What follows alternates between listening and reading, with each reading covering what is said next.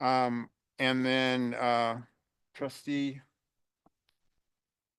I asked you to do the pledge, right? Would you call to order? Yeah. Oh, yeah, well, pledge. No, I'm doing the statement of cooperation. Okay. Do we have any public comment on closed session items? No.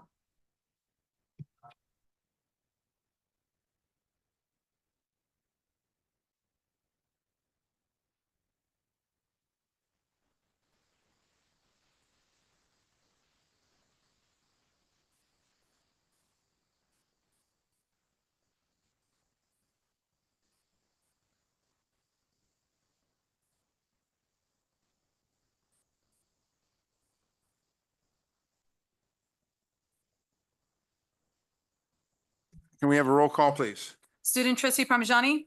Here. Student trustee Byrne? Here. Trustee Withrow? Here. Trustee Gonzalez Ewan? Right here. Trustee Napoli Bellarice? Yeah. Trustee Delphine Polk? Here. Trustee Johannes? Here. Trustee Gonzalez Brito? Here. Trustee Quinlan? Here. You have a quorum.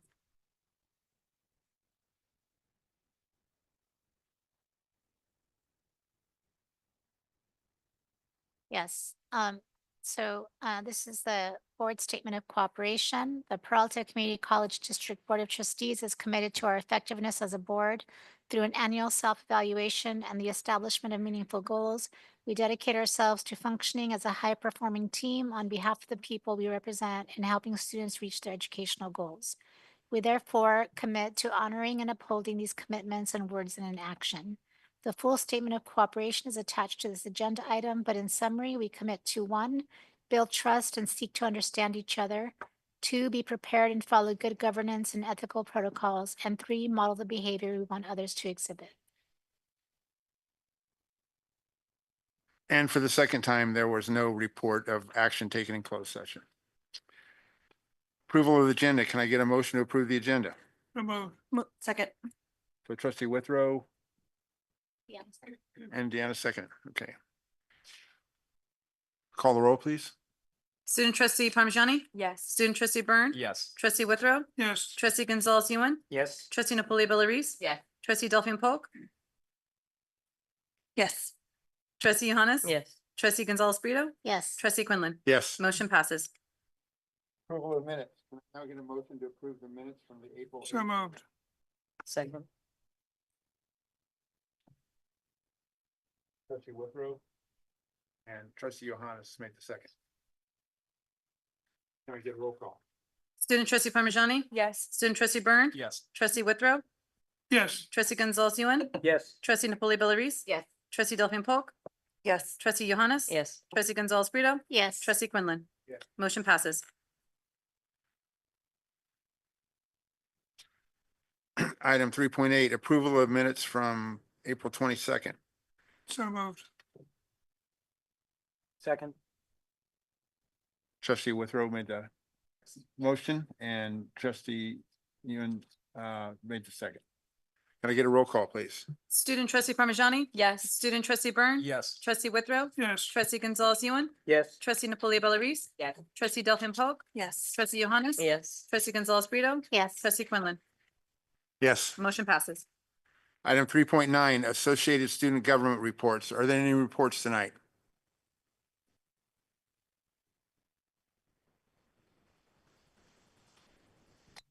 Okay. No student reports tonight?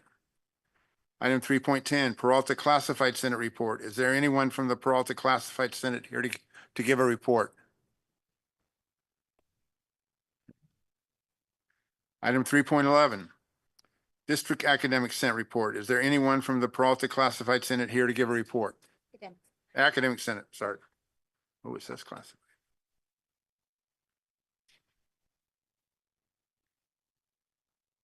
Good evening, Chancellor, Board of Trustees, college presidents, and campus community.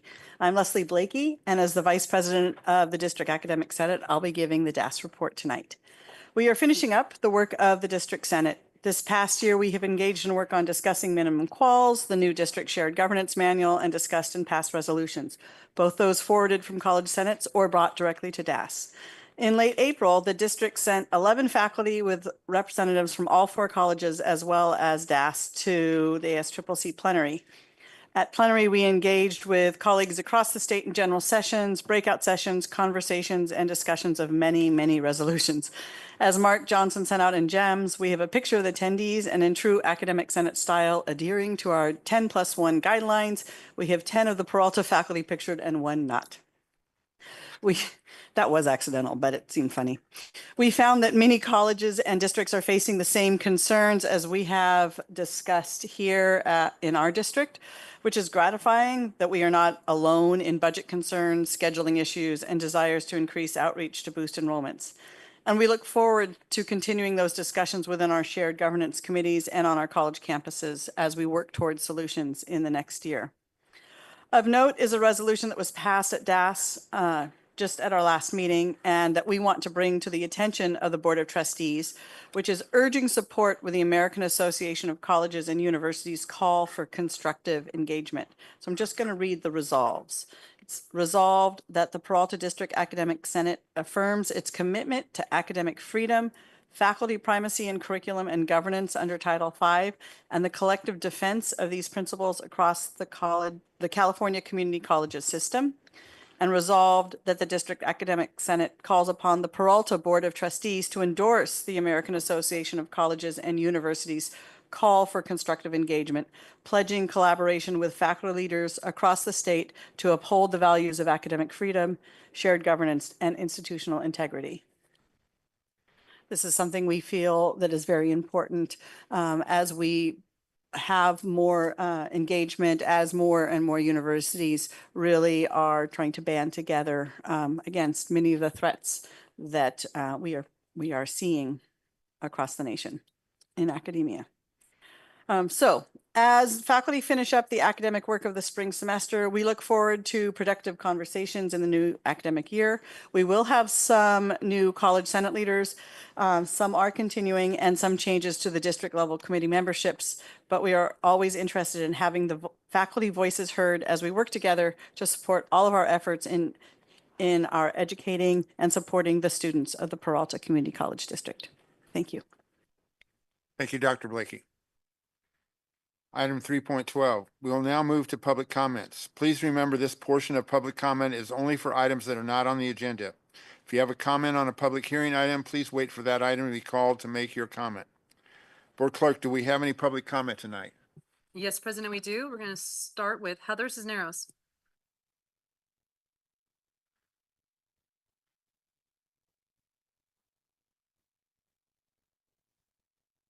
Hello there, folks. Good to see you guys this evening.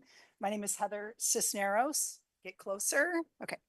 My name is Heather Cisneros, and I was here a couple weeks ago with Common Course numbering and 928. I'm actually here just to make my official public comment. I wanted to take this moment to express my appreciation for the renewed working relationships that are developing between our administration, the board, and employees, also known as Team Peralta. I have vivid memories when I first started in 2005, folks working together regardless of their titles because we were all on the same team with no self-interest prevailing over the work that we did. I also saw through time the degradation of the team, the more visual actions of self-serving motives, and the loss of trust amongst all of us. We are now at a point, in my view, of an opening of trust again across all units of employees. And I see it through folks asking, how are you doing? How can I help you? Is there something that you need? We're seeing these conversations happen again. And that, my friend, is team. So I think about it from being a volleyball coach. If you're a setter on a team and you can't get to the ball, the outside hitter might be the one who sets the ball. And they're doing that because they're selfless. They don't want more stats for themselves. They want to do it for the team. So that, my friend, is team, and we are a team. We support each other, trust each other, and we have the same goal. My wish is that we become a stronger and more trusting team, and I think we're moving in that direction. With all of our commitments towards a common goal, it will be difficult to undermine it with petty complaints or self-serving motives because we are strong, because we trust, and because we are committed to Team Peralta. Thank you, Chancellor, for your crazy endurance. Thank you, COO Nelson, for bringing your experiences to Peralta, to the board for helping to be a part of the solutions through transparency, efficiency, and action. And of course, most of all, thank you to those who continually step up continually pursue a better environment for students and employees, the ones I can call on to help me move furniture, decorate, clean something, do chalk hopscotch in the middle of the quad during finals week to break things up for the students, the ones who will help me brainstorm a document, help me wordsmith, help me with travel advance paperwork, and our natural team players. They are always looking for ways to help, always looking for ways to be selfless and ways to be caring. So let's go, Team Peralta, onward and upward. Thank you. Next, we have Lila Schmedel. I apologize if I mispronounced that. You actually got it right, which is really impressive because that never happened. So thank you. Hi, folks. My name is Lila. I'm one half of the editor-in-chief at The Citizen, alongside Desmond, who's here in the audience. You usually see us here probably. I'm quite excited to announce that I have been accepted to the UC Berkeley Graduate School of Journalism. Thank you. On a full ride after tirelessly working for The Citizen over the past 2 years. During my time for The Citizen, I've written professionally as a journalism fellow at Cal Matters over the past 9 months, and I've been freelancing for KQED. This is the thank you. Check it out. It's like really cool stuff. So this is the power of community college education. I'm a returning student to the community college system. I attended Las Positas and Chabot College, eventually going to UC Davis, where I got my BA in anthropology as a pre-law student. Through these experiences, there has always been that one amazing professor at a community college that has made all the difference. When I came to The Citizen, I had just quit my law office job and I was pressing t-shirts for $17 an hour. And I couldn't say I was completely lost, but I did know where I wanted to go, but I had no clue how I was going to get there. So I decided to take a free fall back into the community college system, and I got so lucky to meet my professor, Eleni Gastis. When I joined her class, I had a very dense legal approach to writing. I could not format to save my life, but through her program, I've become an award-winning journalist and a professional. I've had the invaluable opportunity to learn from others in the department, like Dan Koff, who's a data editor at the SF Chronicle, and Matt Drange, who is phenomenal and a journalist for Business Insider. Every single person in the department has gone out of their way to provide me with support and set me on the right path for success. I really cannot express my gratitude for Eleni enough. She's proofread countless applications for me, and someone I know I can always reach out to if I ever doubt myself, I'm going through a hard time, or need any professional support. In a room full of professionals, I know we all know the importance of people like that in our careers and how much they matter in our life trajectory. As for closing, I did want to highlight an issue that I think is quite fixable. I think about 2 trustees meetings ago, it was said to the public that public records requests were provided in a timely manner in a speech for an award going to Brandy Carter. Not saying that she's not deserving of that, but I have several reporters waiting on overdue PRAs currently. I have a request that was due on May 2nd. It's May 13th, and I've heard nothing. If you go through my portfolio on The Citizen, you will see in pretty much every investigative article I've written where I'm highlighting the struggles of trying to attain accurate, complete, and timely public records at Peralta. And I just could not leave my writers in the system without addressing that if these records are done in a timely manner for others, for whatever reason, that is not the reality of our writers historically, hence a previous lawsuit in 2021. Nonetheless, I want to thank you for being a part of the system and giving students like me the chance to start over. I hope to make the Peralta community proud, and I'm confident that The Citizen will be there for you as your trusted source for informational needs in the community. I'm leaving The Citizen in the hands of my co-EIC, my better half, Desmond, who is just the most amazing editor and writer that I've had the honor of working with, and the many other talented journalists who grace our classroom. Special thank you to those who have been sources for myself and other writers, which demonstrates your dedication to a transparent and democratic society. Thank you.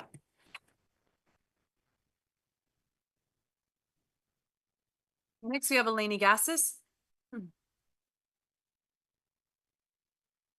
Lila scooped me, but I guess that's what I can expect. Greetings, trustees, administrators, students, and members of the PCCD community. I'm Eleni Gastis, Journalism Department Chair, Faculty Senate President-elect, and proud advisor to Peralta Community College District's only student-run publication, The Citizen. I told you last time that I had good news, and I make good on all of my promises. Last week, our department received a $25,000 endowment from the family of inspirational pioneering journalist Rosalind Massau-Luger. Massau-Luger worked for the New York Journal and Parade magazine, starting from the copy desk, eventually winning several front-page awards for her series on anti-Semitism in the Soviet Union. She also wrote 2 books. This generous gift will provide scholarships for student editors who put more work in behind the scenes than anybody will ever know, building morale, fact-checking endless times, and assigning and editing stories. It's a long-standing dream that I had for our department to be able to do this. Last week, the generous gift will provide scholarships for I pasted it twice. What do you know? Lila got me nervous. Speaking of student editors, I'm excited to announce, as you already heard, Lila was accepted with a full ride and annual stipend to the UC Berkeley Graduate School of Journalism. She's going to begin her journey there this fall as one of 50 accepted to the cohort, along with 2 other Citizen alumni. The newsroom is going to miss Lila's legal and investigative prowess, her sharp critical thinking, and the many ways she has shown leadership in making Peralta a better place. I'm also excited to announce, and she didn't mention this, that Lila was selected to be an Investigative Reporters and Editors ProPublica Fellow. And she is receiving an all-expenses paid trip to the Investigative Reporters and Editors June conference in New Orleans, a fellowship that was established by ProPublica, you might have heard of them, to support US-based journalists, educators, and students of color, those in the LGBTQ community, and those with disabilities. Lastly, later on this month, the Laney College Journalism Department will be featured in a statewide webinar highlighting career education programs in the system. Hosted by BACCC and Workforce Innovation Labs, the promotional flyer tells the story of our program.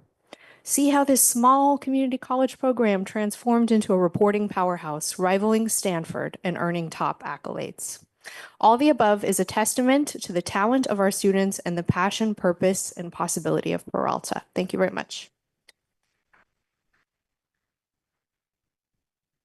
Next, we have Marla Leach.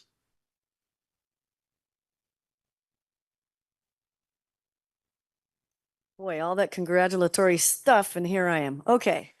I know almost everybody in the room, almost. I am Marla Leach. I teach media at Laney. I'm also the staff development officer with Chelsea Cohen, and I'm also the PFT rep for Laney. I am here talking with this hat, however, as a CE department at Laney for the media department. It is my understanding that the media department will no longer be in existence within this next year.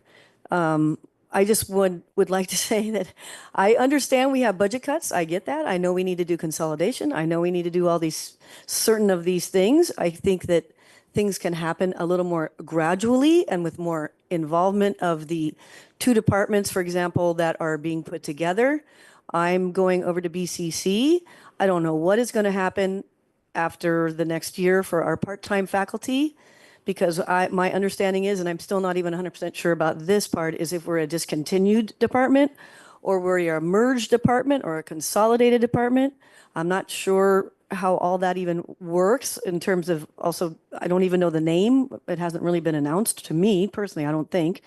But my understanding is, for example, if it is a elimination of a department, then those part-timers who have preferred preference will no longer have preferred preference, and they will be out of the picture. We're talking about some people who've been at Peralta for 40 years, like Vina Sarah, and some people who've contributed for years and years and years to different committees. And I just think when you talk about particularly a CE department and you're merging from one college to another college, that this could have happened in a more gradual way, more inclusive of both department chairs from the other department, from the other college and this department here. It just felt like it kind of went like an explosion. So that department chair, which happens to be Mary Clark Miller, is having to kind of shove me into a schedule, which because it is CE, I don't know all the software that's over there. I know our software. I don't know their software. I have to relearn those things or learn it, some of them from scratch. They have labs because, again, it's CE. They already assigned all their people. They've already assigned all their labs, and now I got to be shoved into that, which is causing them a lot of stress. The full-timer stress, Mary Clark Miller stress. It's just like, I know we have to do some of these mergers, but can we not do this with everybody involved instead of just like shoving it and making everybody sort of be a chess piece? So I'm asking for, if this is going to happen again, which we already know it is, from college to college, that we please do this with an understanding of how seconds. long it takes to do this and with consideration of all people involved. Thank you. Thank you. There are no other public comments. Okay, we'll now hear from the Chancellor for her report.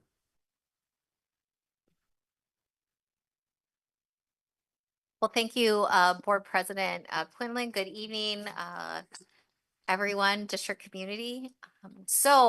Goodness, so much has happened since our last regular board meeting on April 8th. Spring is conference season, and the Peralta Community Colleges were well represented at many gatherings across the state.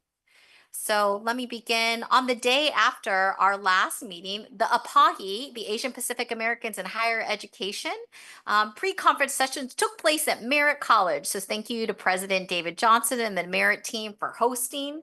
APAHI has their annual conference then afterwards that took place on April 10th and 11th here in Oakland at the Marriott Hotel downtown. The conference theme this year was Choosing Humanity, Co-Creating Joy, Justice, and Leadership. I was thrilled to be there in community with Peralta colleagues and leaders from across the state and was honored to open the conference on behalf of the district. I also appreciated Trustee Gonzalez Yuen and Quinlan for attending the conference and funding 2 students to attend. It was nice to see them in the audience. At the session, I co-presented with Deputy Chancellor for the California Community College System, Dr. Rowena Tomeneg, Leading with Love, the Power of Asian American Women in Higher Education. Well, goodness, the CC Pro Conference, April 9th through 11th, the Peralta Community College District made a significant splash at the 2025 Community Colleges Public Relations Organization, or CC Pro, annual conference in San Diego. It was the largest meeting of CCC Pro's 41-year history. Oh my goodness, with marketers, public information officers, web developers, graphic designers, and communicators from across the state. A strong Peralta cohort, including Chandra Rhymes. Oh, Chandra, right, it says, oh, anyways, that was so funny. Chandra Brewer from Laney College. I was, hoping that was she there? Chandra Rhymes. Okay. Excuse me. Tom Rizza from Berkeley City College. Faiza Ali, Marcus Creel, and Mark Johnson from the district marketing department.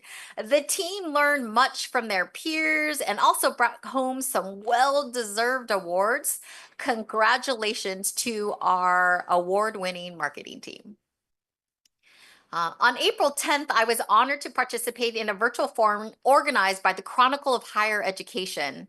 The program was called Unapologetically Working for Change, What It Really Takes to Meet Students' Basic Needs, and featured Dr. Keith Curry, president of Compton College, Jamie Hansen, executive director of Swipe Out Hunger, and myself as a panelist. The hour-long program is available on the Chronicle of Higher Education website if anybody has an hour to spare and wants to hear us talk about student basic needs, a passion of mine for sure.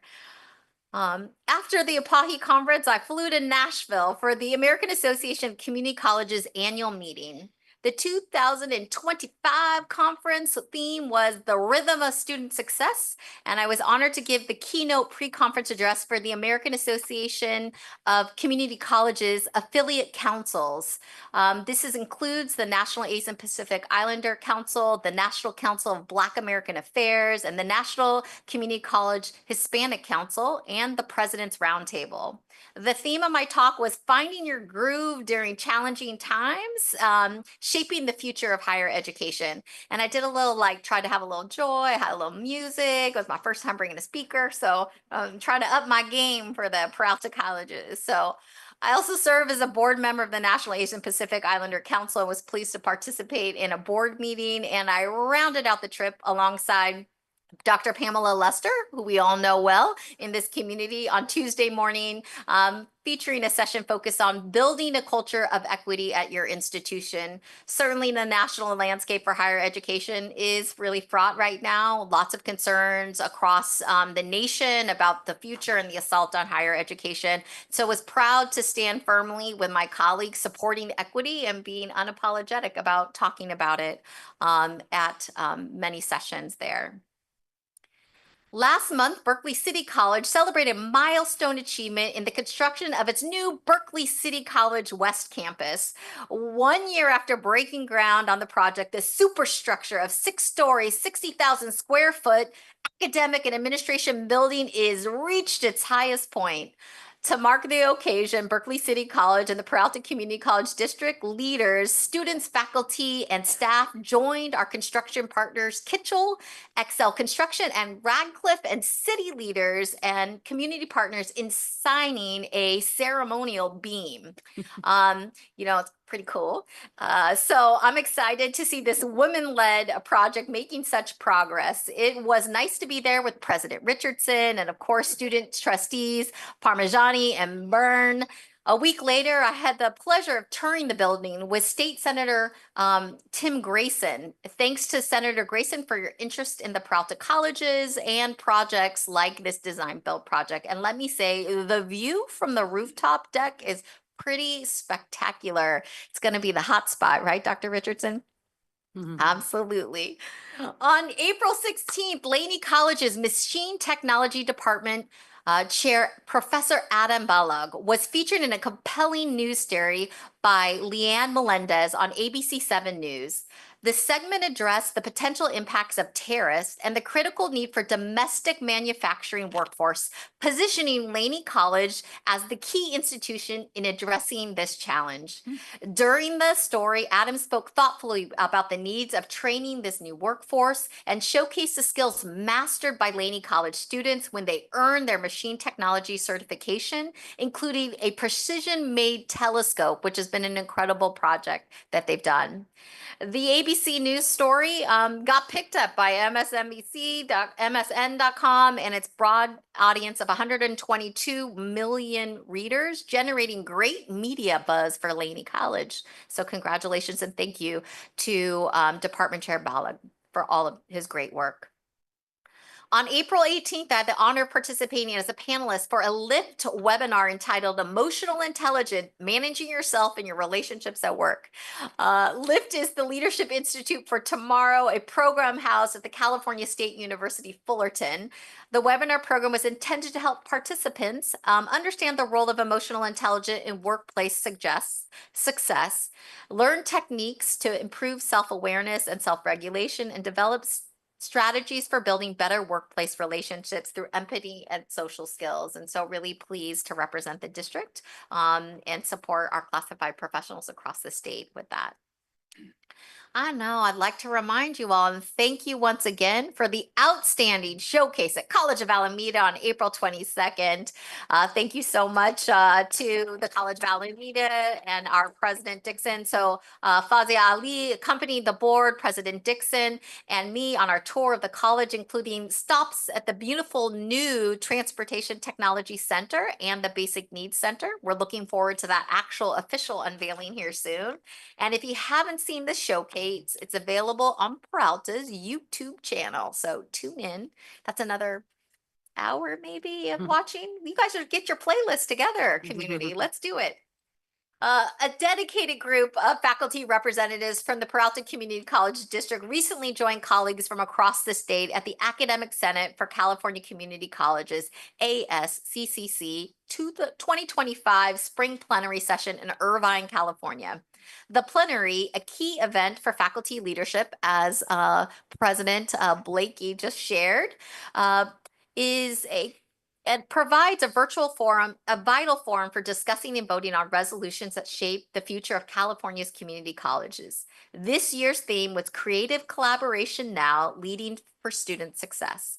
Attendees with clockwise in the picture above at the table, you'll see is Iolani Garabin from Laney College, Laney Gastis from Laney, Carla Pagus, did I do it right? COA. Cynthia Haro from College of Alameda, Tom Renbarger from Merritt, Fatima Shah from BCC, Kim Blackwell from Laney College, Heather Cisneros from Laney, Leslie Blakey from Laney College, Matt Freeman from BCC, and Neem Tai from Merritt was the 11th attendee who's not pictured. He went hungry that night. So the strong representation from Peralta underscores the district's statewide thought leadership and commitment to active faculty involvement in shaping policies and practices, and that impact on our students and colleges. Their participation ensures that voices and perspectives of Peralta faculty are heard and considered at the state level. So thank you all for your leadership. And that leads me to something that has been discussed at many of the conferences this spring, including the Academic Senate Plenary, and obviously the comments that we had from President Blakey here, as well as APAHI and AACC, and mentioned earlier this evening, which is a call for constructive engagement, a statement developed in collaboration with university and college presidents and other educational leaders across the country after meetings convened by the American Association of Colleges and Universities and the American Academy of Arts and Sciences. This statement is pushed back by educators against the unprecedented federal government overreach and political interference with now endangering Americans' higher education. At this point, there are over 620 signatories on the statement, including me, on behalf of the Peralta Community College District. The Peralta colleges are proud supporters of Black Student Success Week, and there were activities, highlights, and learning sessions taking place at each of the colleges from April 21st through 25th. A highlight of the week, I got the opportunity to help close out the end of the virtual forums, but the real highlight was the sneaker ball at Merritt College on Friday, the 25th. The Merritt College sneaker ball was one of several across the state, sponsored by the state chancellor's office and I Can Go to College campaign.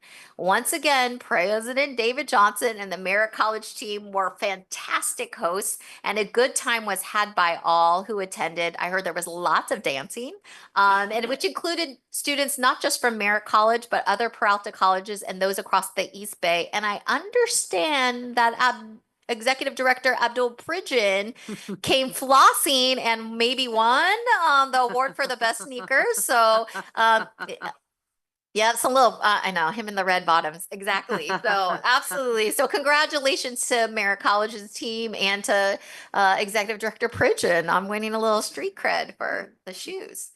So the Peralta Colleges Foundation hosted a vibrant Spring Forward meet and greet on Tuesday evening, April 29th in downtown Oakland, bringing together students, alumni, educators, and community leaders to celebrate the Peralta Community College District and the vital role the foundation plays in supporting its students.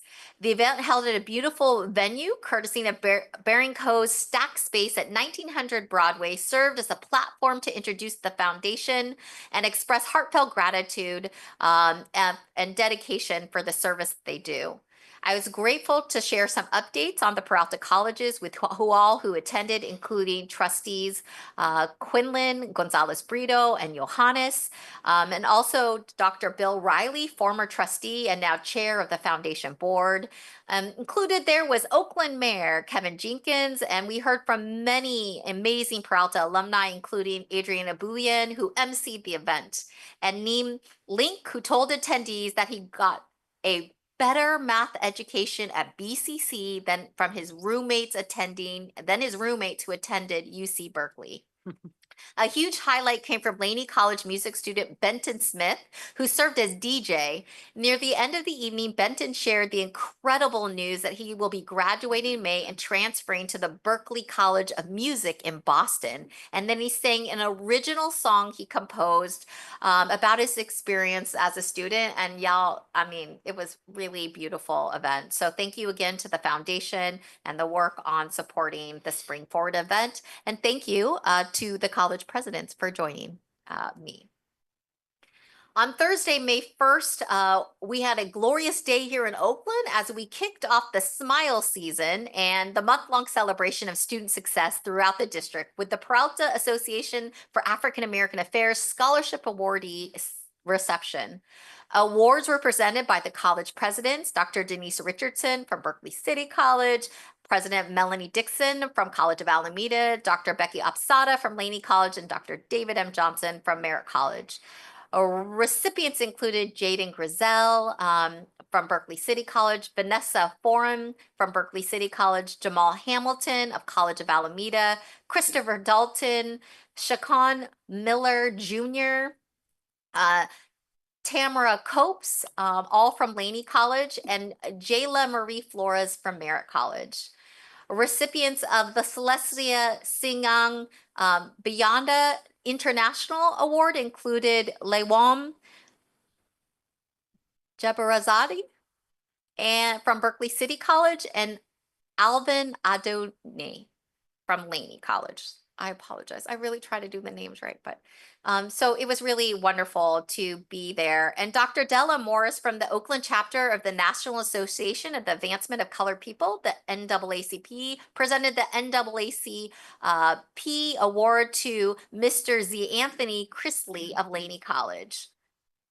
Merritt College President David M. Johnson emphasized the significance of the evening, highlighting that it was a special not only for celebrating the students' achievements, but also for affirming our cultural roots. He stressed the importance of valuing the opportunity to be in community, especially given the current climate. Many thanks to the PA team that hosted the reception, including Dr. Lawrence Van Hook, Douglas Cobb, Edwin Uchiang, Hope Lane, LaShawn Brumfield, Rose Allen, Doris Hankins, Fred Jackson, Adrian Riley, Kim Blackwell, Adrian M. Williams, Carlos McLean, Shirley Costin, and Carolyn J. Martin, and Ramona Butler, in closing, who was honored at the reception for her years of service with PA and the Peralta Colleges as she announced her retirement. I'd like to briefly shine a spotlight on the amazing student athletes across our district. Congratulations to Coach Francisco Zapata and the Laney College men's basketball team for reaching the playoffs. I was able to see them get the first win in their playoff series alongside President Opsada and some team from Laney College. Unfortunately, they lost the series 2 games to 2-1, but it was an incredible season for the team, and congratulations to the players and coaches. Also, congratulations to Coach Brock Drazen and the Merritt College men's and women's track and field teams who had a great showing at the NorCal Championships. Pictured here is Michaela Traps and Finn Golke, who were prominent figures in the racing events.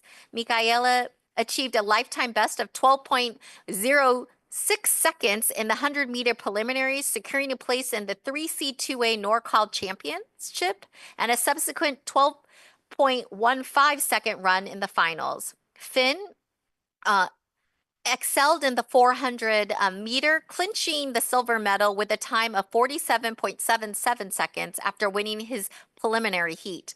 Both athletes are set to represent Merritt College at the 3C2A State Championship on May 16th and 17th at the College of San Mateo. Let's go! Run fast. Sure. Okay, wait, no, okay. Last Friday, we had a wonderful graduation event celebrating our Asian American, Pacific Islander, and Desi community. The many students will soon be graduating for the Peralta Colleges.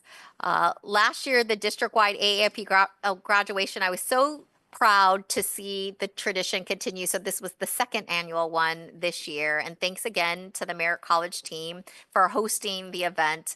And I loved being alongside the college presidents as we honored and bestowed awards to our students. And I thank you, Trustee Quinlan, for being in attendance too. And I have to tell you, like, frankly, I mean, if you have a chance to watch the graduation, I know I'm saying to watch a lot of stuff, but if you don't get a chance to watch what it really means to serve in this district, you're missing out. The student testimonials were incredible. I mean, a student said that they found themselves, Berkeley College student. And so we just really, the impact that we're having, it's why it's so important that we're doing the work in this district to make sure that we're around for the long haul, to be serving our student community. It definitely is the reason for the work that we do. And so it just feels like such an honor to address the entire group. And so I want to just thank a lot of folks, Skylar Barton, Susan Kong, Kimberly Dang, Fumi Saivong, Christina Tang Rivera, Connie Trung, Susan Trung, Loen Win from BCC, Nikki Hereda from COA, along with Julie Seichow, David Lee, Su Huin Su, Cynthia Tang, Alejandra Tomas from Laney College, and Angela Koo, and really many people who helped plan the incredible ceremony that we had. So it was an honor. And let me close of this to say, over the weekend, trustees from across the state gathered at Lake Tahoe for the annual trustee conference.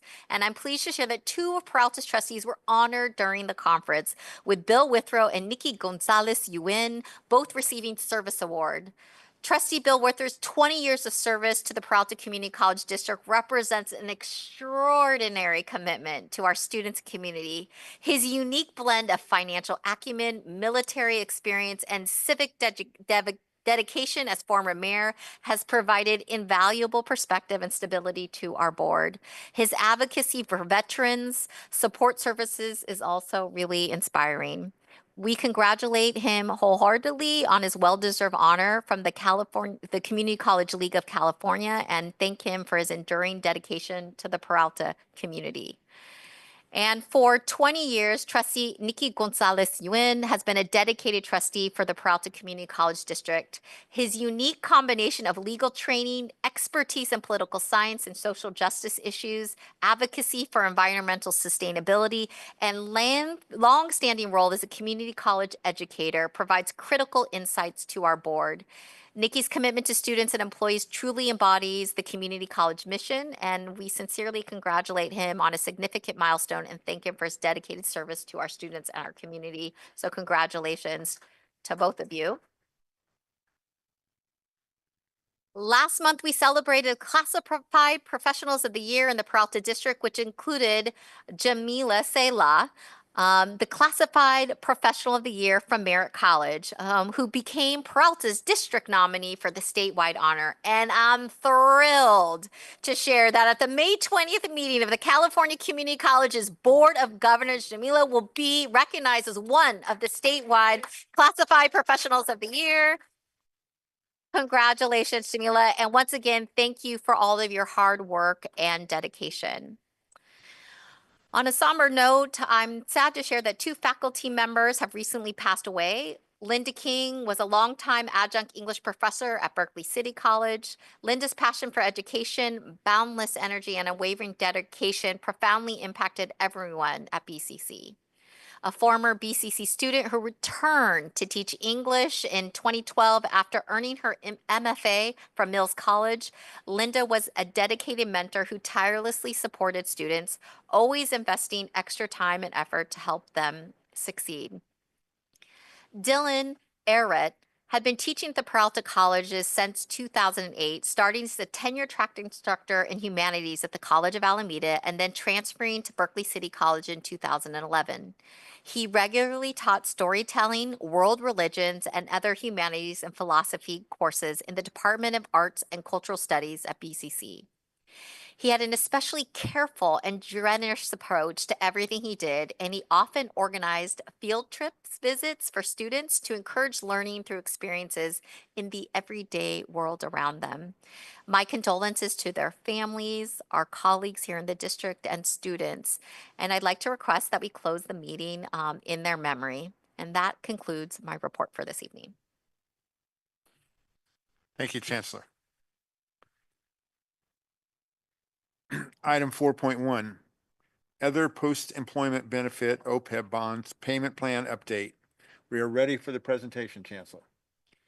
Excellent. Thank you so much, Board President. I'm pleased tonight to have Vincent McCarley here, our financial advisor, and the team here to provide our annual update to the board related to our other employment benefits bonds payment plan. This was at the direction of the board in April of 2022 when we passed a resolution providing the annual update. And so want to welcome our team here tonight. Thank you. President Quinlan, Vice President, Board, and Chancellor. I'm Vincent McCarley with Baxter McCarley Berry, and we serve as financial advisor to the district on its GO bonds and also for its OPEB bonds. With me are several of my colleagues who help support me in regards to the district, and some are in the back, and then Emerson Sanders is beside me. On page 1, the purpose of this presentation is in regards to the OPEB bond program. And basically, we're looking to, as I start here, key purposes of the presentation. I flipped on dual-sided pages here. Review the OPEB bond payment program as described under the resolution, which was just described for 1920-44. And this is an annual update, as you may recall from last year. Describe the payments that need to be made on the OPEB bonds for the coming fiscal year. Discuss the surplus that exists relative to Trust 1, and we'll talk about the nature of that and how it's derived. Update the annual rolling OPEB bond program financing plan, which is what we're doing now. Provide the ongoing activation of the B4 tranche, which will occur later this summer, and update the ongoing program management of the OPEB program. On the next page, the purpose of the original OPEB bond program was to basically to fund the benefits that were being provided to the OPEB bond participants. Under Tier 1, there was a pool that was created of employees that existed under the district prior to June 1, 2004, and that was labeled as the pre-2004 employees. That pool is now closed to new employees, and basically it's referred to as a closed-in participant pool. Excuse me, could you speak into the speaker there?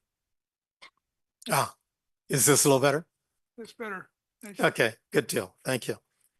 A quick synopsis of what that pool consisted of relative to the benefits and also the participants. There are 147 active employees with an average age of a little over 60. There are 579 retirees with an average age of a little over 77. That pool receives full medical benefits under the plan, including dependents, and it's a lifetime benefit. As you can describe, this is a very generous type of program, and so it was capped at that point in time for financial purposes. Trust 1, which is dedicated specifically for this pool, was funded by bond proceeds from the 2005 issuance. Also contributed to that fund are district funds that have been contributed over time, plus investment earnings. When that pool was created, there was also a second tier that was put in place, Tier 2, for employees that were hired post that date, and those are considered the post-2004 employee pool. And that's currently still open to new employees. There are 612 active employees with an average age of about 47 years and 14 retirees with an average age of about 59 years. Medical benefits under this plan are only available until age 65 with a specific cap in terms of those payments. The trust too is solely funded by contributions from the district plus investment earnings and is not associated with the 2005 bonds. On the next page, I recall at last year's presentation that some of the board members were a bit concerned about the status of the program. And so we wanted to highlight some successes that have occurred. Specifically, what has been put in place is this annual review process. And this is on a 10-year rolling basis. This is to follow basically the resolution of number 19/2044, which was put in place to provide greater communication between the board, the retirement board, as well as a planning cycle relative to how the payments are to be made and the retirement under the program. One of the other positives is that the benefit payments are still well below what has been forecast. Those forecasts have been made somewhat conservatively. The pre-2004 liability, actuarial liability, has continued to decline over time. The investment returns under Trust 1 have continued to be very strong. And in fact, this past fiscal year, June 30th of 2024, an all-time high was created relative to the surplus under Trust 1. And that that surplus is 89.3. A little better? Okay, good deal. Further, the district has continued to pay down principal on the bonds. The current B3 tranche will be fully repaid this August 5th of this year. Simultaneously with that payoff, the Series B4 tranche will begin. We'll talk a little bit more about that, as well as the preparation for the B4 tranche. The aggregate swap valuation payments, not payments, but valuation, is currently $9.9 million negative. And you say a negative value, that's not a good positive. But when you consider back in June 30th of 2020, the negative was 60 million. So again, considerable progress has been made. Hats off to the permanent leadership and team that's in place. They brought new ideals, programming, consistency, and it's been very helpful of moving the program forward. On page 4, you'll see a graphic representation of the debt service on the bonds going forward. What I truly want to highlight is that over the next 6 years, there's a tremendous increase or peak period for the district in terms of making debt service payments, basically between 2026 to 2032. And then we see a significant drop off. So over the next 6 years, the district will retire the B4 tranche, which we'll talk about further. It will also eliminate the 2011 bonds, which we're refunding, which is the orange color that you see here in the graph.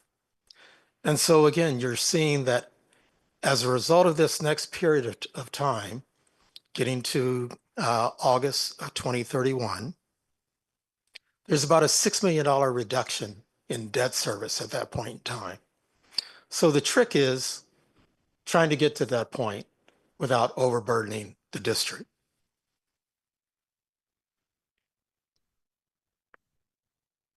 On the next page, we'll talk about what's called the swap portfolio. The bonds that were issued in 2025 had interest rate swaps associated with them. And listed here in this first table are the remaining swaps. There were originally 6 of these tranches, and we're now down to basically the last 4. The B3, again, will be exhausted in August of this year. And we'll have the B4, the B5, and this B6 to be dealt with as we go forward. This is a breakdown of the negative mark-to-market value on each of those swaps. As mentioned in the prior slide, that negative value is 9.9 million. But as you can see, each of these swaps have their individual valuation. In the table below, you'll see a mark-to-market sensitivity for those swaps. Should interest rates, basically referred to here as SOFR, which is a short-term index, which is the secured overnight financing rate, if it increases by 50 basis points, you'll see that on the B6 tranche, it basically decreases in half. Similarly, if that swap rate goes down by a similar amount, 50 basis points, which is 1/2 of 1%, it will almost double what that negative value is. So we monitor this on a quarterly basis and provide this information to the district and monitor it for potential opportunities. The current overnight SOFR rate is 4.28%, just to give you a basis in terms of how that's currently sits in the marketplace.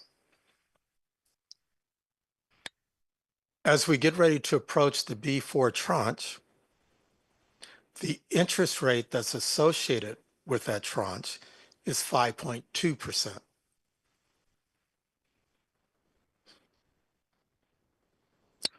On the next page, you'll see what the payment schedule is for the coming 25-26 fiscal year. And it's made up of various different components. The principal amount in terms of reduction for each of the series, the interest component, a component for letter of credit fees, LLC, remarketing fees related to the variable rate bonds, and also basically the cost of issuance. In this bottom table, you'll see what the total of that is relative to each of the bonds that are outstanding or have payments due in the coming fiscal year.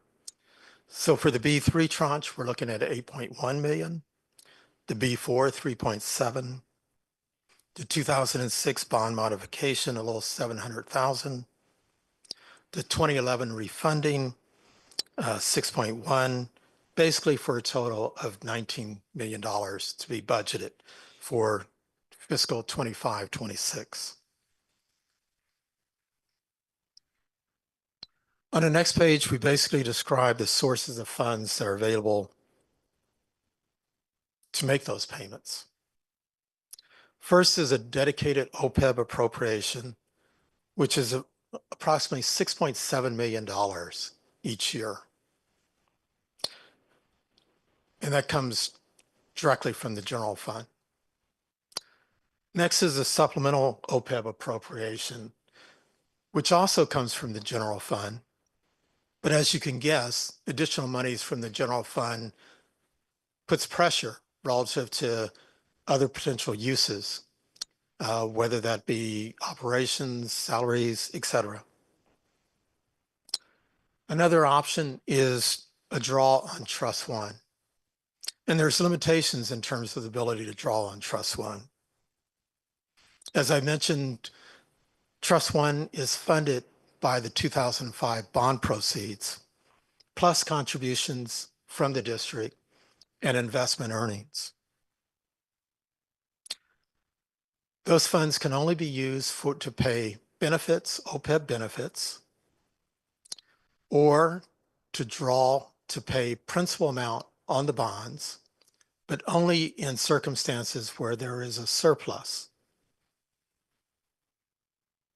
The next category is the OPEB Special Reserve Fund.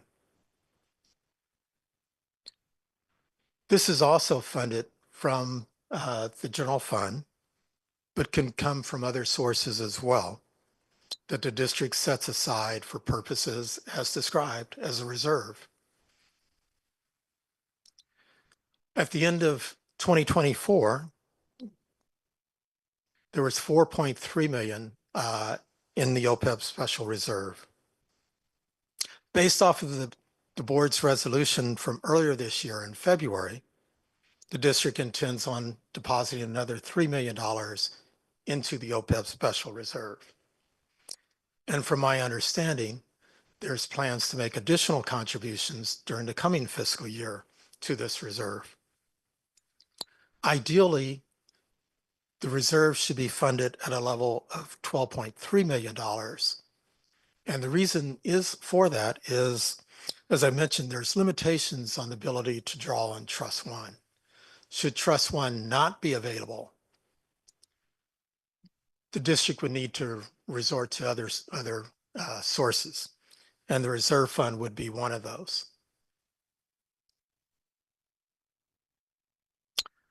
On the next page, page 8, we've outlined what the accrued liability is on an annual basis for the last 10 years. We've also have indicated what the Trust One assets are over that same period of time. That's represented in the middle column. To the far right, you'll see the surplus that exists in each of those years, again, for that 10-year period. And reflecting again at June 30 of 2024, a surplus of $89 million.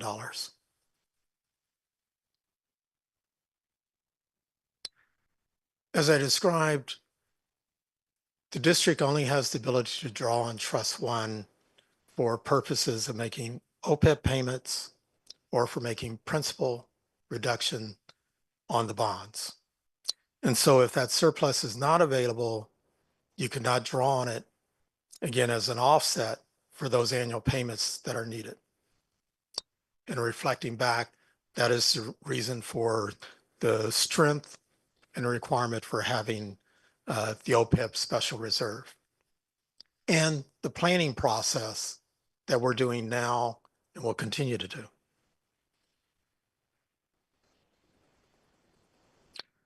Other opportunities. As described, currently, Trust One surplus balance is at an all-time high as of June 30th, 2024. The current plan calls for a draw on Trust One of $11.3 million. This is a slight increase from last year. And part of that is due to the cost of the letter of credit that will be involved. Future obligations beginning in 26 start to go up relative to the debt service on the bonds. So we're suggesting an additional $10 million draw from Trust One while we have the high surplus to address those years and to pay down principal that would be otherwise regularly scheduled to occur over that next 6-year period, to basically carve off some of those debt payments to make them a little bit more manageable as we go forward until we get to 2033, when the payments automatically drop by about $6 million.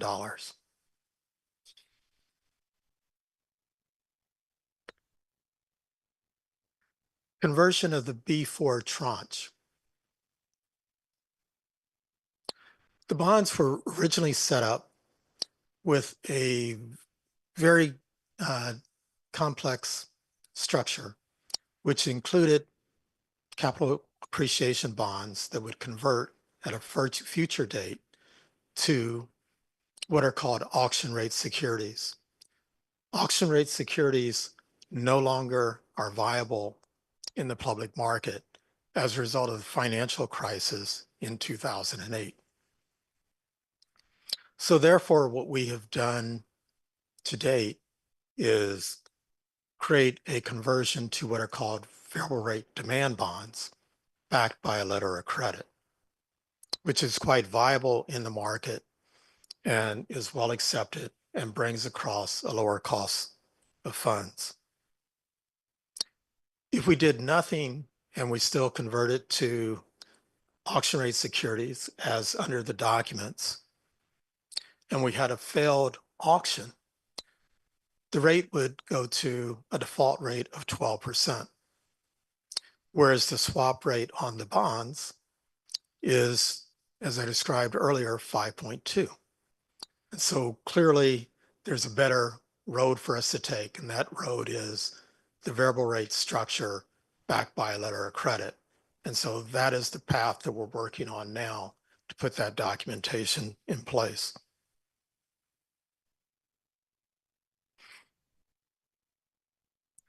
There's a number of processes that have to go through in terms of making that a reality, but we've already have started on that process, working with legal counsel, the district, and starting the process relative to the ratings. We've also secured a term sheet for the letter of credit that would be involved. On the next page, next steps that are involved. The proposed OPEB bond payment plan has been presented to the retirement board on April 24th. The OPEB bond payment plan is now being presented to you today. We will return to the retirement board on May 29th. And the district will need to make a request for the funds on or before June 5th for the draw from Trust 1. At your next board meeting for June 10th, we'll come back to the board for approval of financing documents for the B4 tranche. And that will include basically the offering circular. It will include the financing documents related to the bank letter of credit, and we'll set up other terms related to that transaction. The district will be required to make its deposit to the trustee no later than July 5th for the bond payments that will be due and paid by the trustee on August 5th. During the course of the summer, as well as this fall, we'll continue to make further refinements relative to the OPEB bond program, including the update of the actuarial report, as well as other findings related to the program. And with that, I'll stop and open for any questions you might have. Well, thank you so much to the entire team for the presentation tonight. So board, I turn it back over to you, board president. Chair, I'd like to speak. Okay. Trustee Withrow. I have a dual role here as a trustee on the board, governing board of the district. And I'm also chair of the retirement board, along with a voting member, along with Greg Nelson. I don't want to get into a whole lot of details and the legal aspects for a number of reasons. confuse people. But the term surplus, I would request that you term that surplus being projected potential surplus. Projected potential surplus. Because it's a function of calculation used out over time. And in most cases, when in the business sector, corporate sector, whatever, something like this, they would show a high, medium, and low. And for example, right today, we have 174 million as of 31 March, down 15 million. It's probably down around 165 million today for a number of reasons. Plenty of money to, in quote, projected surplus involved here, but it needs to be for true clarification that a projection. Yeah, from my perspective, I have no problem with including the word, projected. The process and the documents that are used for determining a surplus are included or defined in the resolution, but projected is fine. Mhm. Page 10, it said, therefore, an additional draw of 10 million in 25-26 would be used. What is that 10 million? I'm sorry. On page 10. You're saying a draw of 10 million. Is that an additional 10 million from the trust Yes, it is. over and above the 10? So you're talking $20 million? Yes. So referring to 11.3 as a base draw, and then 10 plus 10 million. So we're talking 20 million. That's correct. 21.3. Okay.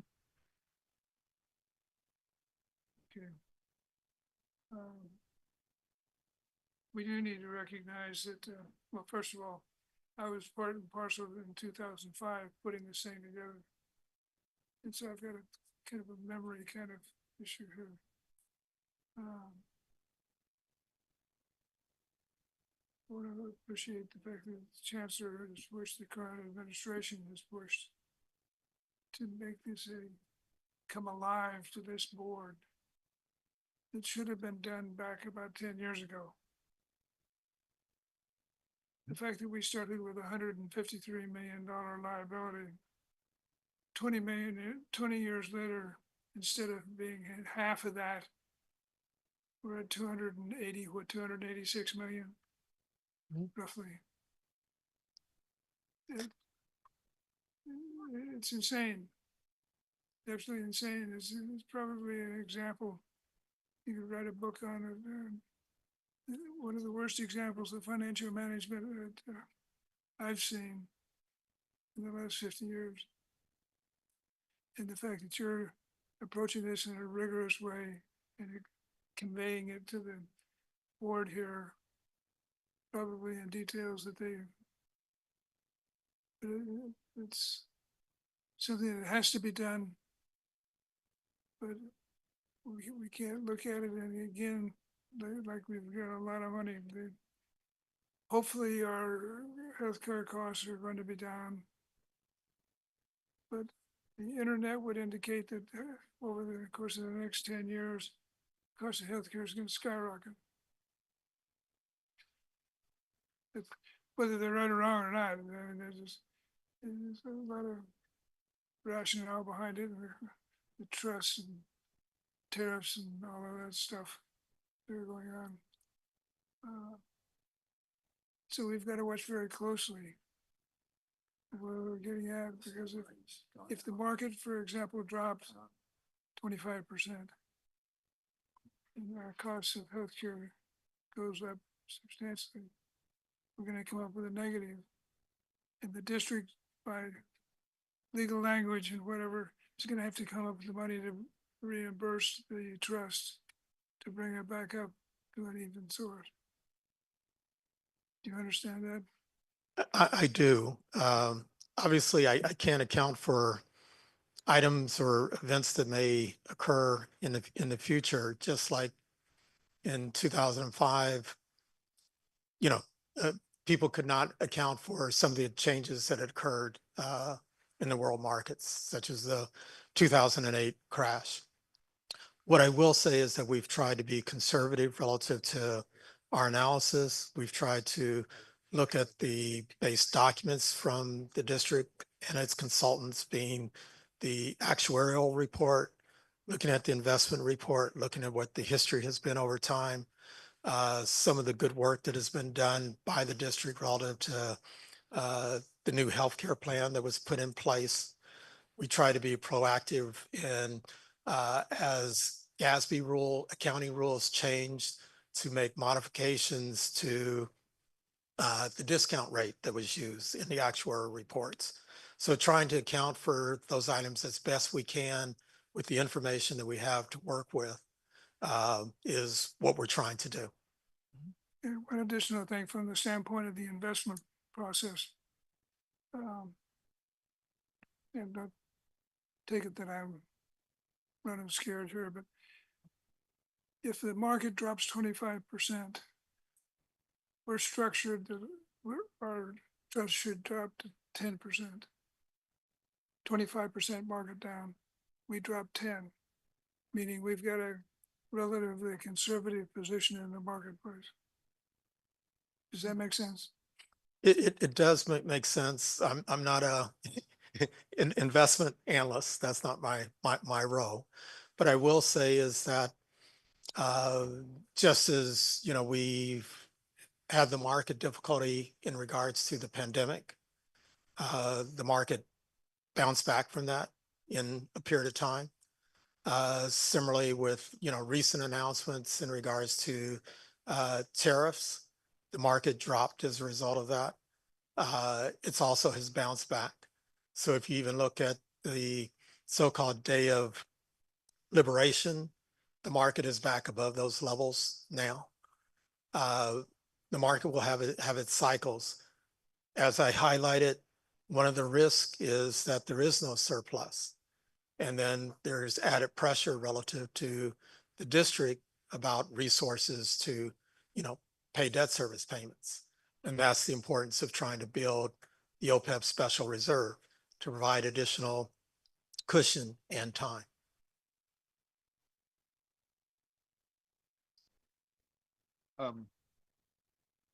Finished, Bill? Yeah, I'm finished. Trustee Reese, you got a question? Thank you again, as usual, a fantastic presentation. Couple questions. For 2000, the B5 and the B6, the tranche 5 and tranche 6 are scary as I look at that graph. Do you have a sense of what our payment generally might be in 2049? Because probably just an approximate. Are we in the 49 million? Peter, do you have that number handy? If not, that's no big deal. He does. So it's, okay, so what does that equate to? Peter? So what does that equate to? Oh, My second comment. 20 million. It would be 20 million. Yeah, Okay. 20 million. Mhm. Okay, in 2049. Yes. Oh, Yeah. okay. Yeah. Okay. And then the second question or the second comment is about the remarketing of the B4 tranche. And the best option is to secure it by a bank letter of credit. Am I correct in saying that that letter of credit wouldn't have been possible years ago? It is because of the due diligence of kind of where we are now in terms of our financial situation that the letter of credit is Close. okay. Close. Okay. A letter of credit was first used on the B2 tranche. And then again, we were able to secure that same letter of credit for the B3. The item is on the B4. It goes for a 6-year period in terms of the tranche. whereas banks usually only like to do a letter of credit for 3 years.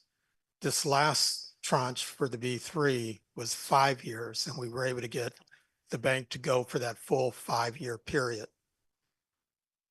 We've gotten a commitment, I shouldn't say a commitment, we've gotten a term sheet for 6 years from the bank, but it's very costly. And so we've been chatting internally with the district about maybe going for only a 3-year letter of credit, which would be, less expensive. It does create what is called renewal risk, in that we'll have to renew the letter of credit, and we would start basically in year 2 to work on that renewal. Or at that time, we would consider an alternative structure, for example, going to a fixed rate to the extent that we're able to. But those options basically become available from what you just described, is that the progress that the district has made and is expected to continue to make in regards to its financial position and its operations of the district. We've been able to, work with the team and of moving a negative outlook from the rating agencies to a stable. We're hoping to continue on that path, again, based off of some of the things that, your COO and your chancellor have put in place. And I just want to publicly, again, acknowledge the great work that you all have done, because that's pretty fantastic. If we are able to get this letter of credit, thank you. Any other questions? Hi, thank you for this presentation. I'm just trying to understand the way the surplus works. And so when you say things like there could be no surplus, I'm like, I get really nervous. So I'm wondering in 2022, when it goes from 72 million to 43 million back up to 72, can you explain why that happened or how that happened? Yes. We've tried to put a footnote in there, which is a little bit small in terms of print. But what has occurred is that there was a change in the accounting rules, the GASB accounting rules, that basically required that for a trust of the type of Trust One, it's not a irrevocable trust. And so therefore it has to use a lower discount rate. And that basically created a very thin surplus. And so what we were able to do with the resolution that I've cited a couple of times, 19, thank you, that allowed us to create a supplemental valuation that valued the trust at the same level as if it was an irrevocable trust. And your trust two is an irrevocable trust, so it automatically benefits from that higher rate. And that rate is equivalent to what you would assume on a diversified investment portfolio, which again, the retirement board manages. Does that answer your question? I know it's a long little and complicated. Complicated, yeah. Yes. And then I guess under the, where did it go? Sorry, I can't find it now. You say somewhere here, you say finding, in the last page under implementation of next steps. It says possibility of finding additional funding sources for OPEB bond payments. Can you speak to what those might be? Good deal.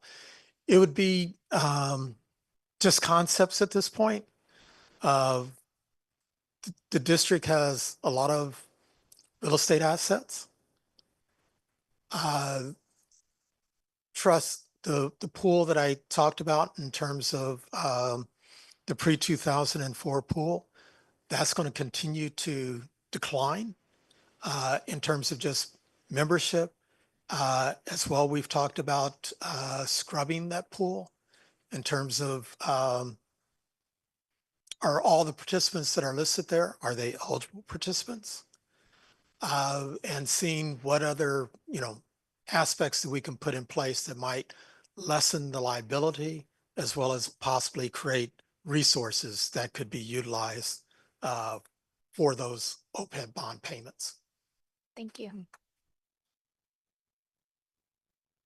Does the board have any more questions? Trustee Withrow? Just a bottom line comment here. We need to recognize that the OPEB trust assets are there to pay for retiree health benefits. Very extremely important, probably going out to the year 2060. If you take it, go into the details of it, but it's something that we can't put ourselves into a position of a bankruptcy. We've got to take care of these people. And back in 2004, 2005, one of the reasons a multitude went to the position that they're doing is because the pay of our staff at that time, our faculty and staff, was at the bottom of the Pac-10. Bottom of the Pac-10. But if you added the benefit package, healthcare, along with what they were making, they were at the top. And so the intent was to lower the benefit package and raise the salaries. So my point in bringing that up is that this is money that is due these people. It's due these people. Not only they were again giving up income, current income, to have the benefits and have them taken away. We owe them. We need to take care of them. And we need to be very serious about it. So I really appreciate your comments, Trustee Withrow, and I want to just assure you, the entire Board of Trustees and our retirement board and our retirees and those employees who are eligible for the OPEB, and these benefits that we absolutely are wanting to make good on and ensure their service to the district and that they get the benefits that they deserve. And so that's why we're doing the hard work of continuing to work on improving the financial standing of this district and making good judicious decisions about where we're going and how we're actually doing this. So I want to thank again the entire team, including you, Trustee Withrow, the retirement board, our finance team, our council. All these folks have come together and we're really wrapping our arms around these things, and we'll continue to work judiciously together to move the district forward in this regard and guarantee that we'll again continue to keep these things and reduce the liability and continue to keep doing the incredible things that we need to do for the district. So thank you again to the team, and thank you, Trustee Withrow. I am committed. Gotcha. Okay. Sorry, I just had one closing comment. Oh, thank you. Sorry, Board President.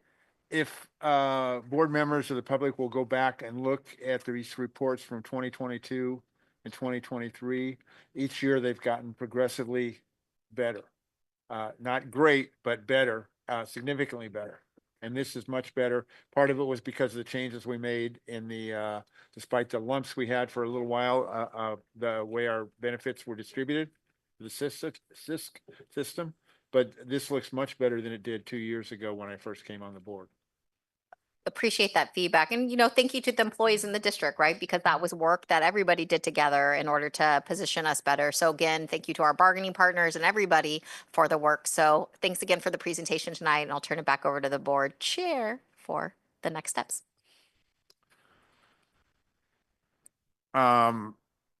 Consent calendar, item 5.1.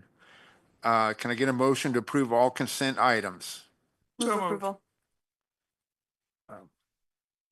Motion by Trustee Withrow and Trustee Polk made second. You call the question? Student Trustee Parmigiani, Yes. Student Trustee Byrne, Yes. Trustee Withrow, Yes.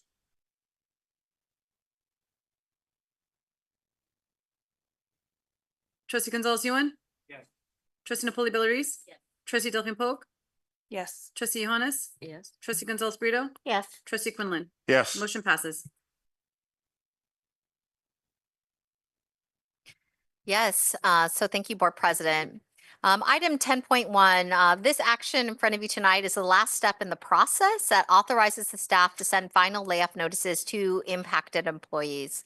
I want to sincerely thank our labor partners and district staff for your tireless efforts, collaboration, and professionalism during this challenging time. As you know, in February, the board approved a resolution which called for the reduction of various classified faculty and administrative positions due to serious budget constraints. In response, SEIU 1021 and Local 39 have worked closely with the district to mitigate the impact on affected employees. Your commitment to open dialogue, thoughtful problem solving, and strong advocacy has made a meaningful difference. I also want to recognize the staff for their work in implementing this resolution, particularly in managing seniority and displacement issues and partnering closely with labor groups throughout the process. So I want to just remind everybody that we will be bringing back and hopefully close to the agreements with SEIU and Local 1021, that hopefully those items are still being negotiated, but looking forward to bringing that forward to the board here in June for final review and approval. So again, want to thank everybody for their dedication as we approach this difficult process with compassion, integrity, and respect for all involved. Thank you, Chancellor. Can I now get a motion to approve item 10.1? So moved. Can I get a second? Second. Trustee Pro made the motion and Trustee Reese seconded the motion. Call the question? I just want to say that this was,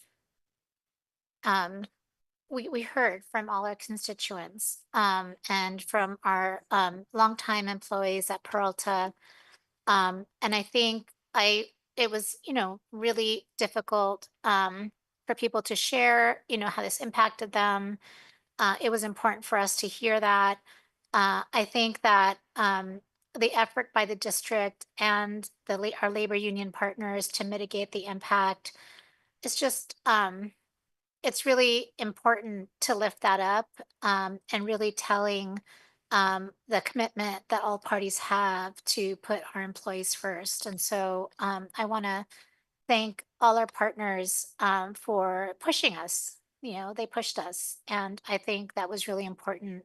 It's their job. And I think our openness to hearing them and being pushed and ultimately coming to a place where we can mitigate the harm as much as possible is really important. So thank you. Thank you, Trustee. Any other further comments? Call the question, please. Student Trustee Parmigiani. Yes. Student Trustee Byrne. Yes. Trustee Withrow. Yes. Trustee Gonzalez Ewan. Yes. Trustee Napoli Bellarice. Yes. Trustee Delphine Polk. Yes. Trustee Johannes. Yes. Trustee Gonzalez Brito. Yes. Trustee Quinlan. Yes. Motion passes.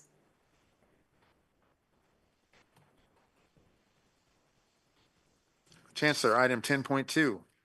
Thank you so much. So we're excited to be bringing you the bond update and master spending list for the Measure G bond program, which encompasses $800 million bond program the district has. Thank you again to our voters and community for their support. This master bond spending list was presented to our governance groups, including the district facilities committee, planning and budget committee, and facilities committees at all of the colleges. So I welcome CEO Nelson to give the very brief update on the bond program. Thank you. Thank you, board. It's good to see you tonight. So the last time we did a bond update that I can remember was when I was being board elected in June of 24. So lots happened since then. So as you'll see, we've had a number of projects come out of DSA since last summer.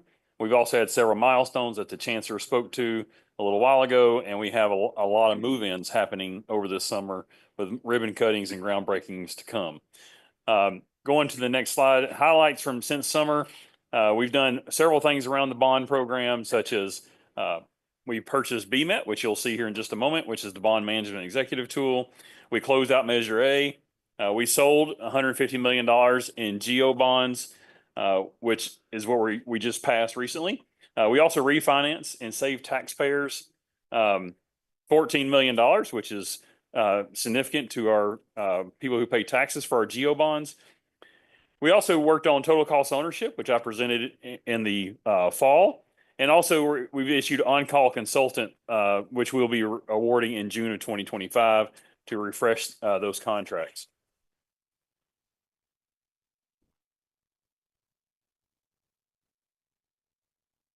So as we look at the master bond project list, looking at defining principles, you want to make sure that your project list ties back to your educational facilities master plans. It evolves with the district in congruence with your bond language, and it also communicates the intent. So when you look at the master bond spending list, you want to, it's best practice, you want to define your project name, numbers, budget, your authorization plus interest earnings. You want to make sure you have Board of Trustees approval for the initial list and also any revisions. And then you'll see a footnote around compliance with laws and regulations. And the Foothill De Anza case was one that kind of set the standard for community colleges throughout the state of California. Going over a couple of those examples for best practices are program overhead expenses. So one thing you'll see in the list, you'll see program overhead costs. This cost has to be what we call an overhead spread. It has to be spread on an annual basis. So we will be doing that this summer after year-end close. And so part of that program cost is legal costs, program planning, assessments, all what we call soft costs related to projects. That gets spread over the cost of the project, so we can do what we call construction in progress, and it's an accounting mechanism.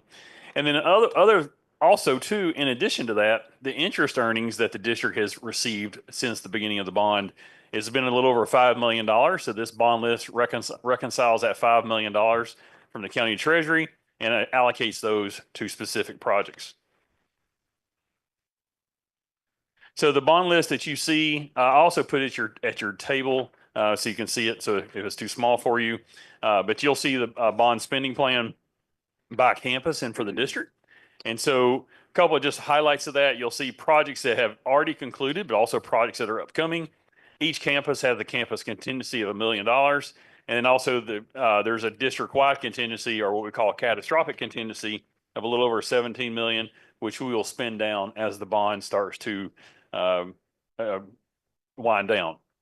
Some of the things on going forward with a bond list revision. So what you'll see in August is you'll see an administrative overhead spread, but that will be considered a bond list revision that takes place. In doing so, we included, since we haven't done one quite yet, we included an example of a BMET report for a bond list revision. This is an example from De Anza College, just showing what a bond list revision looks like. So it shows you the approved budget, which is what you'll be approving tonight, the proposed budget and what the net change is, and it gives you reasons for the change. So it could be a change in the programming of the building, it could be a change in time as far as the project schedule, or it could be we could have additional funding coming in from a third party. So that's just some examples of what a bond list revision could look like. When you're going over the next page, this is also in your packet, a full sheet of this. You'll have what's called a whole program report. This is one of the reports that'll be forward-facing for the public here shortly, so we can actually be transparent to the general public about where our dollars are going. You'll also see a project summary report that's in this bond presentation that you can look at your leisure, that shows the project list, and it also shows the schedule associated with each one of these projects. These will also go to the Bond Management Oversight Committee on a quarterly basis. You will see them on a quarterly basis, and then you also see an annual report at the end of the fiscal year. So with that, I'll take questions if there are any related to the bond spending plan. I would just like to add just my thanks to CEO Nelson and the entire team and the finance department and everybody. This is a real feat to implement BMET and to do the work to close out and really provide a tool that does these things. And then also creating the bond spending plan. It was a lot of work to go to all the colleges. So again, we continue to want to make sure that we're supporting the work that's happening and our district-wide understanding of these things. So thank you, CEO Nelson, for your leadership and to the entire team.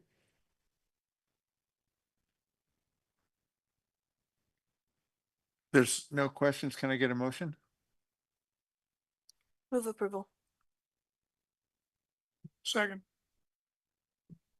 Motion was made by trustee Polk and seconded by trustee Withrow. Call the question, please. Student trustee Parmigiani, Yes.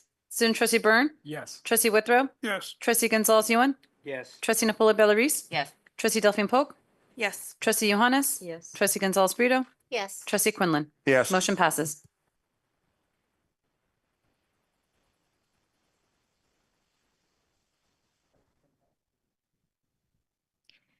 So item 10.3, board, we're asking you, we're seeking to establish funds in the county treasury of Alameda County to actually place the purposes of recording revenues, expenditures, and other financial transactions related to the successful April 8th, 2025 bond sale of our 2025 general obligation bonds. And so asking for your support.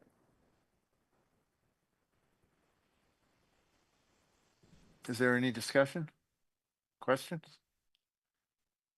Can I get a motion to approve? Move and approval. Can I get a second? Is there a second? So trustee Withrow made the motion and trustee Reese seconded. Call the question, please. Student trustee Parmigiani, Yes. student trustee Byrne, Yes. trustee Withrow, Yes. trustee Gonzalez Ewan, Yes. trustee Napoli Bellarice, trustee Delphine Polk, Yes. trustee Johannes, Yes. trustee Gonzalez Brito, trustee Quinlan. Yes. Motion passes. So item 10.4 is asking the board to adopt a resolution ratifying a change order number 12 for Alton Construction related to the auto diesel complex project at College of Alameda, where we had some additional changes to that project. And why you're doing a resolution tonight is so that we actually declare the futility of public bidding, which is allowed in public contract code when we're so close to the end of the project that going out to bid the rest of these changes would be detrimental to the project. So we're asking for your approval tonight. Can I get a motion to approve 10.4? So moved. Second. Trustee Withrow made the motion and trustee Ewan seconded the motion. Call the question, please. Student trustee Parmigiani, Yes. student trustee Byrne, Yes. trustee Withrow, Yes. trustee Gonzalez Ewan, Yes. trustee Napoli Bellarice, Yes. trustee Delphine Polk, Yes. trustee Johannes, Yes. trustee Gonzalez Brito, Yes. trustee Quinlan. Yes. Motion passes.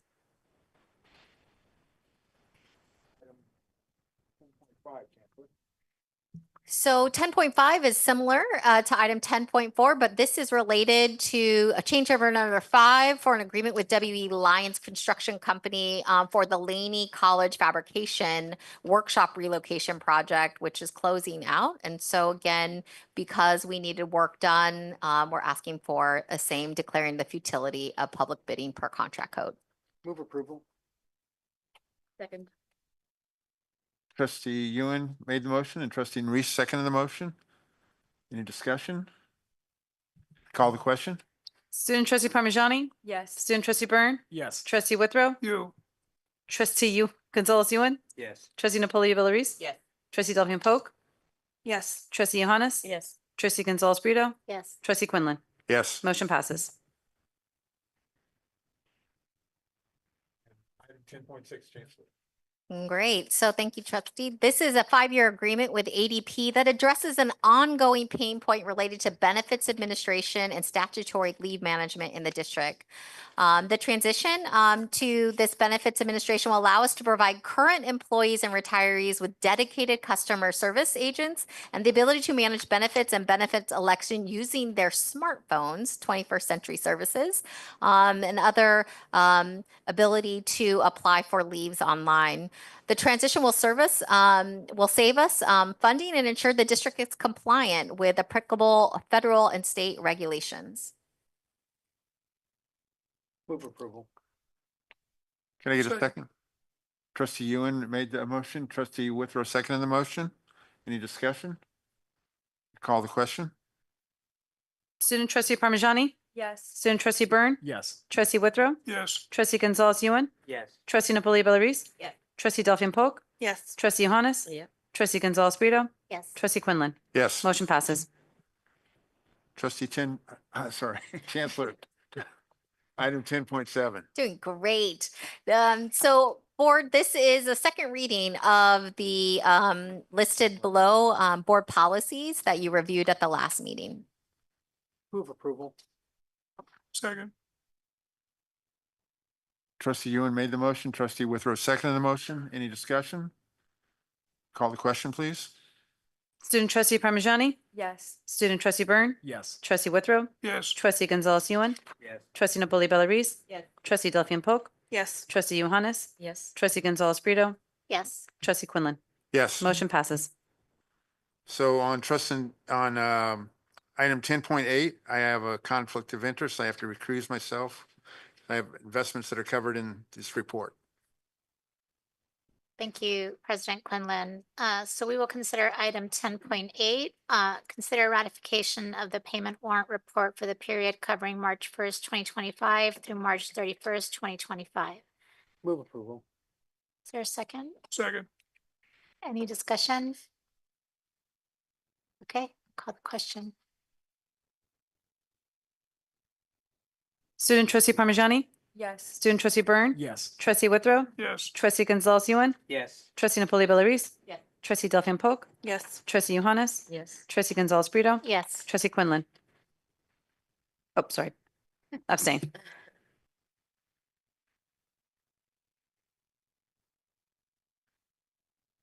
Tough to stop when you get on a roll, huh? Thank you, trustee Brito. Let's see. We will now hear reports from trustees. Okay. Good evening, everyone. It's good to be back in the boardroom. I was on the conference circuit for the last week, so this is my first day actually coming home in a week. So the first conference I went to was with NALEO, which is the National Association of Latino Elected Officials, and it was a 2-day policy institute that I fortunately got a scholarship to attend on Latina economic empowerment. And I was really happy to see one of our colleagues from Compton College, Sonia Lopez, was a moderator for one of the panels to talk about workforce development and other economic issues. So I've been pushing NALEO for the last few years to really incorporate community colleges and us as trustees, and I'm really pleased to see that they're doing that. And then after that, I was home for about 36 hours before I went to Lake Tahoe for the annual trustees conference. Unfortunately, I came up just a few votes short on my CCT race, but I was really encouraged that Rebecca Barrett, who was my slate mate, did make it. And so she will be serving as CCT member. She's encouraging me to run again. We'll see. It was a lot of work. I was able to get 16 votes from around the state, which as a first timer, thank you.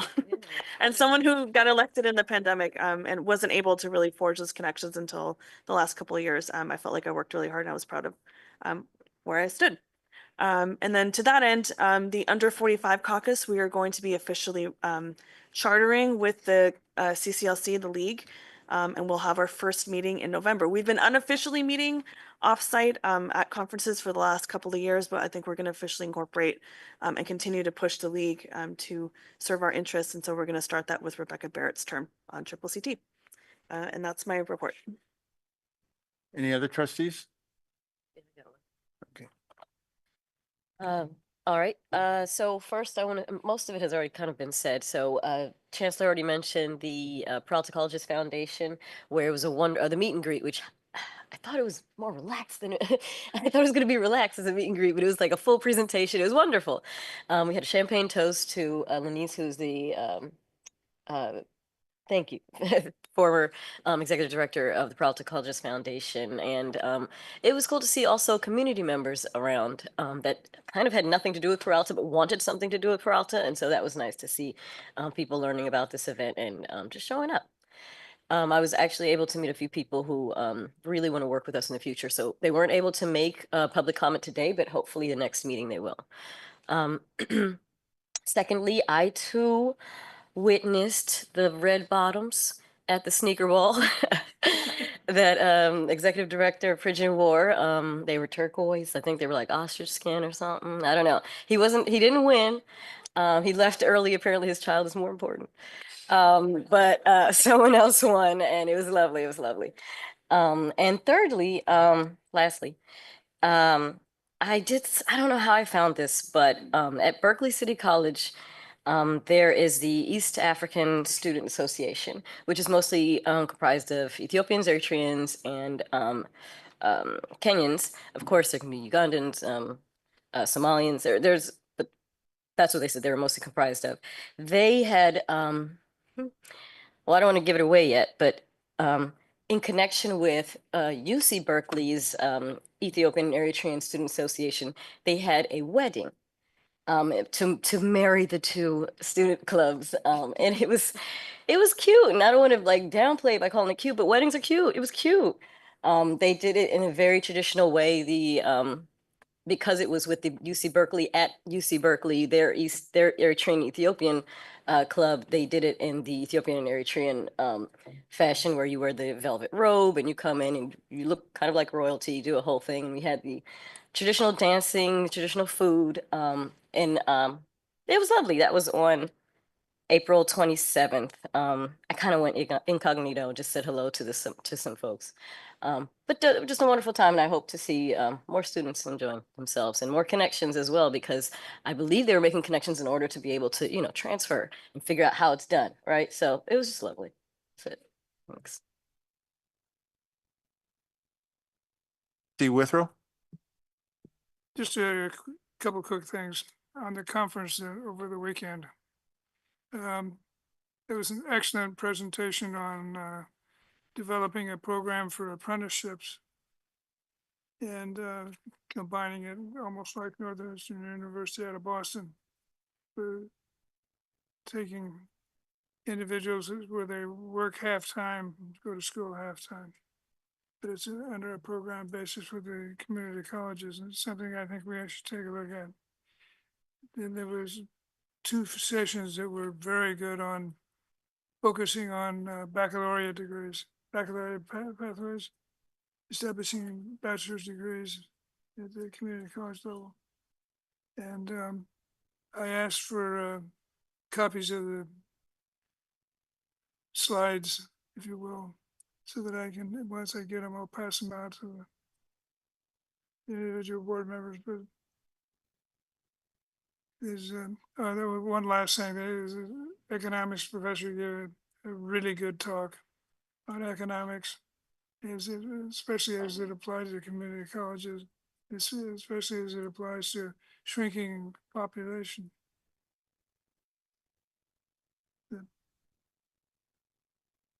Thank you, Trustee Withrow. Any other? Yeah. So I just have a short one. As Chancellor mentioned earlier, I went to the API graduation, and the amount of joy between the students with their accomplishments and the parents seeing their dreams realized through their kids is such a powerful thing. And I really encourage as much of our community, our trustees, to go to these graduations because you see where the community and community college is from. And sometimes this work can be a little bit drudgery, but those graduations are just pure joy. And they're worth every minute of it. Thank you.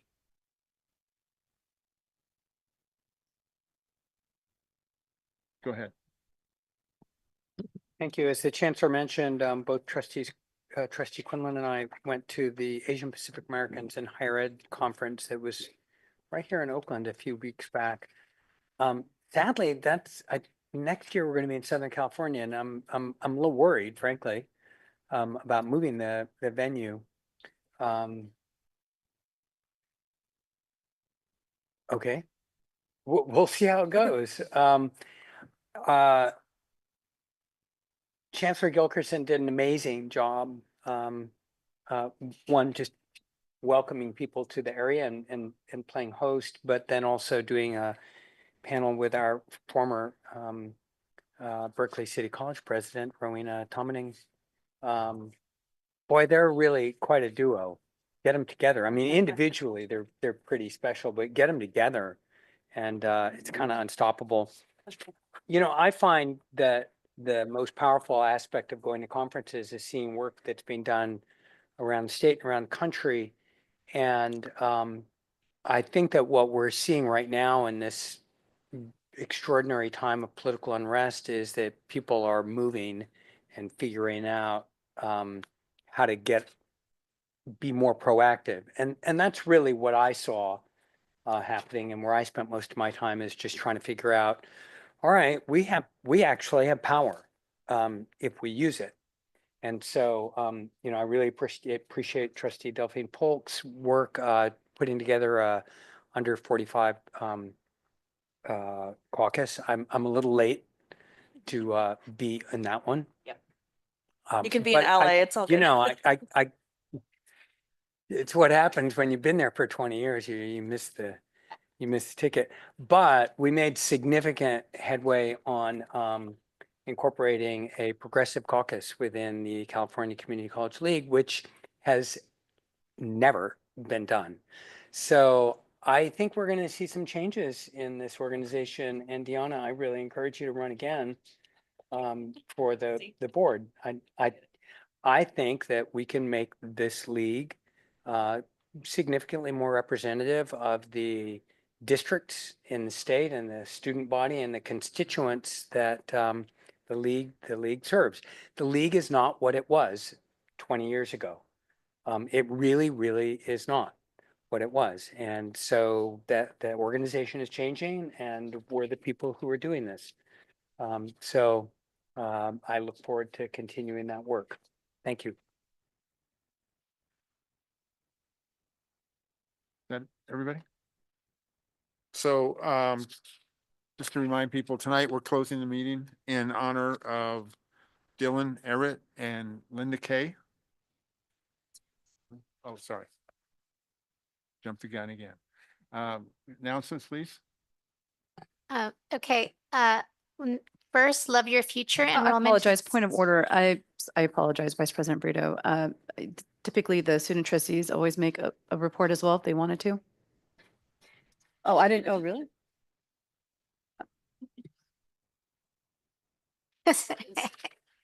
Don't screw up all the time. All right, so one is Love Your Future. Enrollment is open for the summer and fall terms. Visit the Peralta website to start the application or enrollment process. 2, tomorrow, please join our Chancellor, Dr. Tamil Gilkerson, for a webinar on basic needs of foundational support.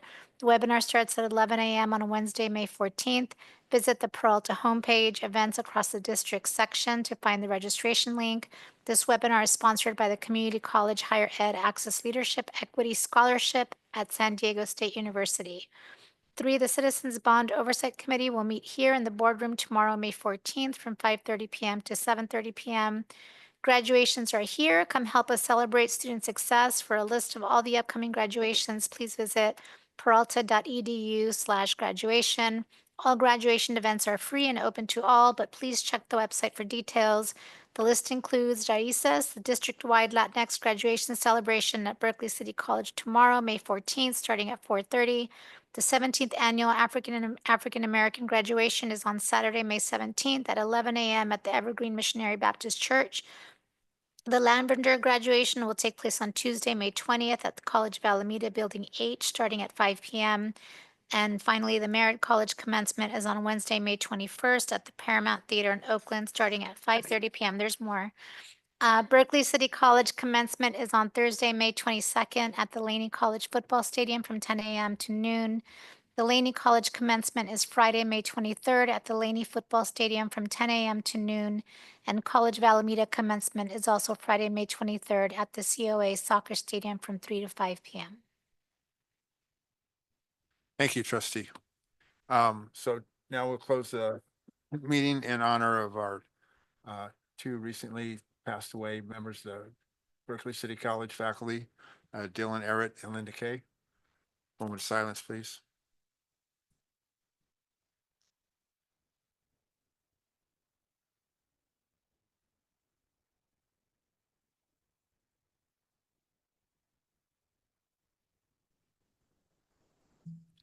Thank you, everyone.